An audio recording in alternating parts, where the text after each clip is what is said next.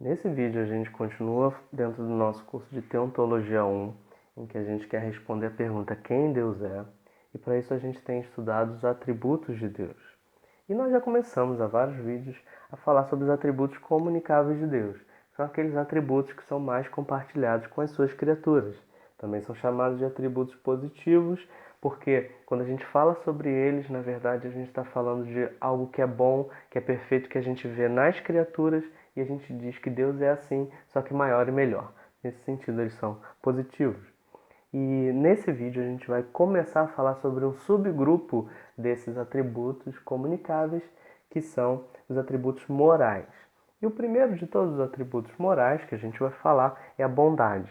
E por que ele é o primeiro? Porque a gente vai ver que, de fato, a bondade de Deus é o fundamento de diversos outros atributos.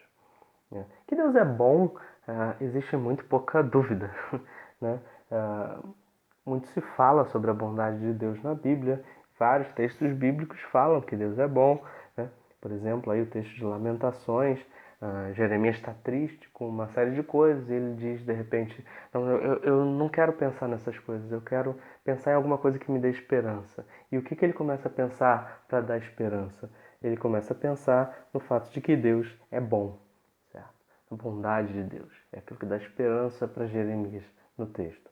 Um outro texto relevante sobre isso é quando o jovem rico se aproxima de Jesus e o chama de bom mestre. E aí Jesus diz, por que você está me chamando de bom? Você está me chamando de bom porque você chama qualquer um de bom? Ou você está me chamando de bom porque você sabe que eu sou Deus? Porque ninguém é bom, apenas Deus é bom. Deus é a definição de bom. Então por que você está me chamando de bom? Você acha que eu sou Deus? Ou você chama qualquer um de bom? Essa é a ideia aqui desse texto de Marcos 10. Certo? Então, o que Jesus está afirmando é de fato que ele é bom, que ele é Deus. Né? Ou seja, Deus é a definição de bom. Aquilo que é bom é aquilo que é Deus. E então a gente fala da bondade de Deus de fato em dois sentidos diferentes. Né? A gente podia chamar de uma bondade essencial e uma bondade relacional. A bondade essencial é o quê? É o fato de que Deus é bom em si mesmo. Ele não precisava das criaturas para ser bom ou para demonstrar a sua bondade. Deus é bom em si mesmo. Isso é aquilo que, em filosofia, eles chamam de bondade metafísica. Ou seja, Deus é o conjunto de todas as perfeições. Ele é o bom. Aquilo que é perfeito, aquilo que é bom, aquilo que é amável, é aquilo que existe em Deus. Todas as virtudes estão presentes em Deus num sentido absoluto, de uma maneira absoluta, certo? Conhecimento, sabedoria, poder, amor e justiça são exclusivamente Deus de um modo divino.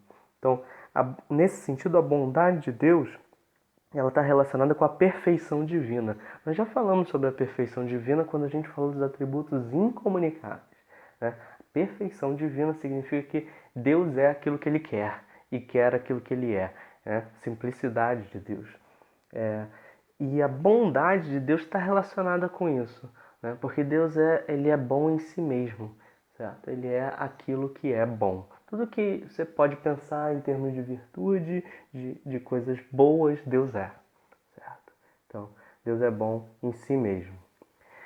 Mas aquilo que é bom em si mesmo também é bom para os outros. Então, essa bondade essencial, ela implica numa bondade relacional.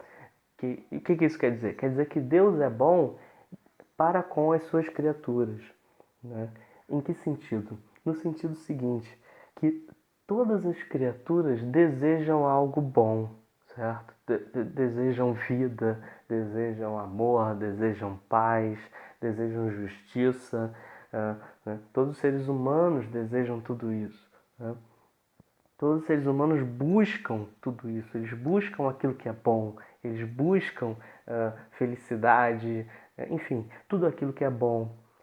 E a ideia dentro de teologia é que Deus é esse alvo que todos buscam. Ele é o bem supremo. Toda a felicidade existe em Deus.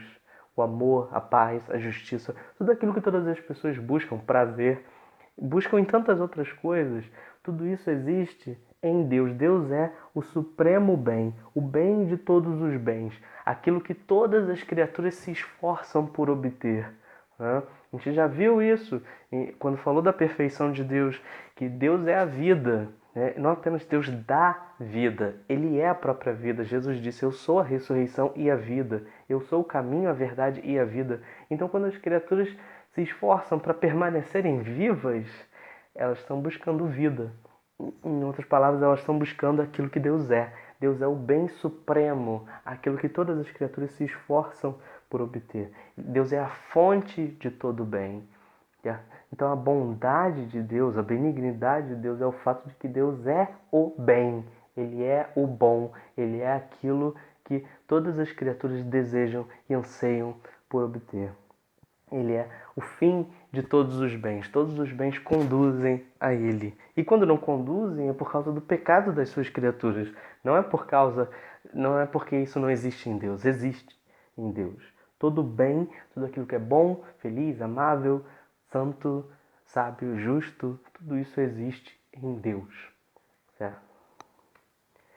E por que então a bondade de Deus, ela é o conjunto de todas as perfeições divinas?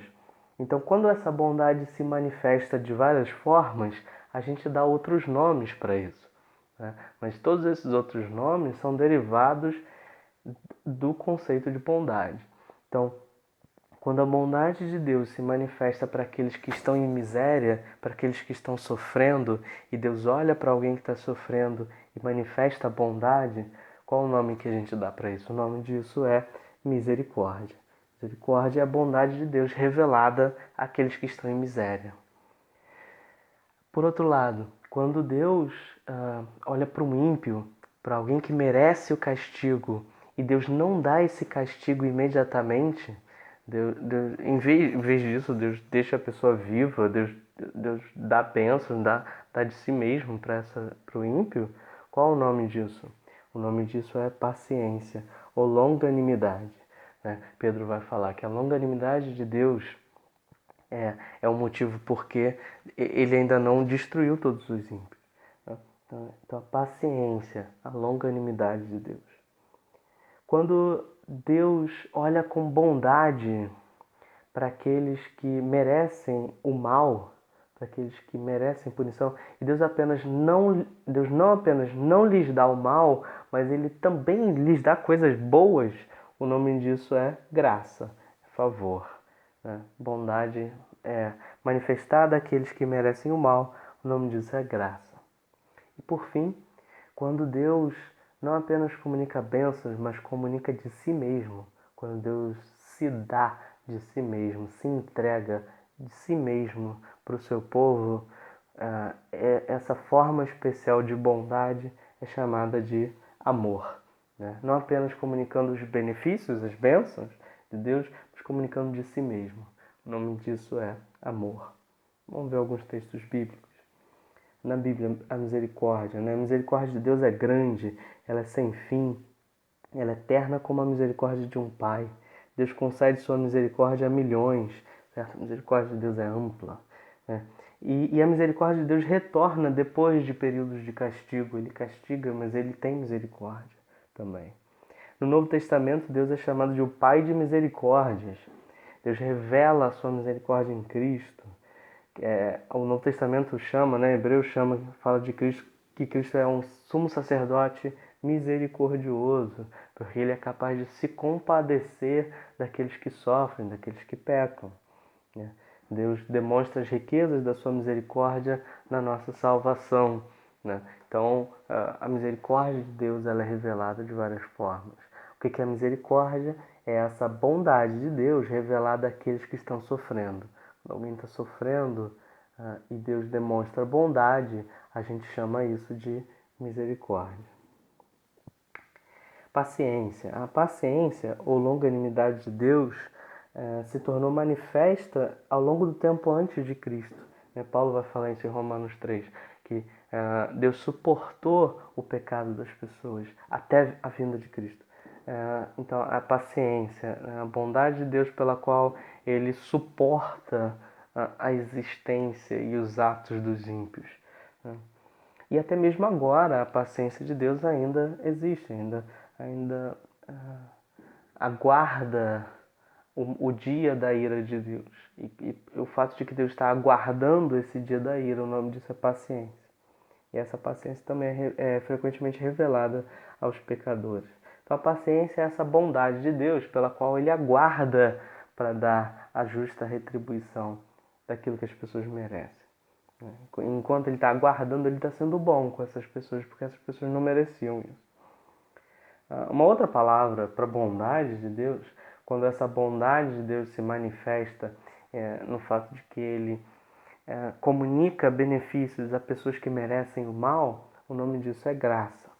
De fato, a palavra graça na Bíblia, ela significa beleza, atração, favor, né? Quando alguém achava outra pessoa bonita, né? A Bíblia fala isso da seguinte forma: e fulano achou graça diante dos olhos de Ciclano. Então, graça, a palavra graça na Bíblia tem essa ideia de beleza, de atração, né?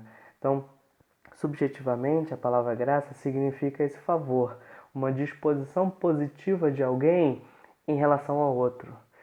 Alguém que está dando alguma coisa para outro, né? E tem essa disposição positiva. Então, o nome disso é graça.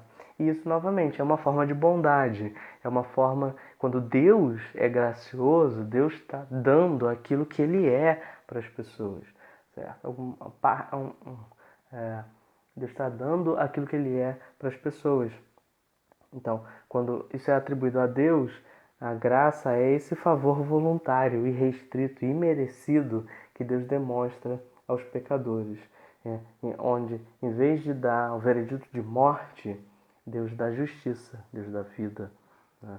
Então, em vez de dar o mal que os pecadores merecem, Deus é bom e lhes dá bem, dá coisas boas, dá justiça, dá vida para os pecadores. E o nome disso é graça. Graça, então, é esse favor imerecido, é a bondade de Deus revelada àqueles que merecem o mal. E por último, mas não menos importante, a bondade de Deus, quando Ele revela de si mesmo, quando Ele entrega a si mesmo, o nome disso é amor. E é interessante que normalmente a gente pensa em amor como um sentimento, né? Primeira coisa, amor na Bíblia não é um sentimento, não é uma coisa que você sente. Amor na Bíblia é uma coisa que você faz, não é uma coisa que você sente, é uma coisa que você faz.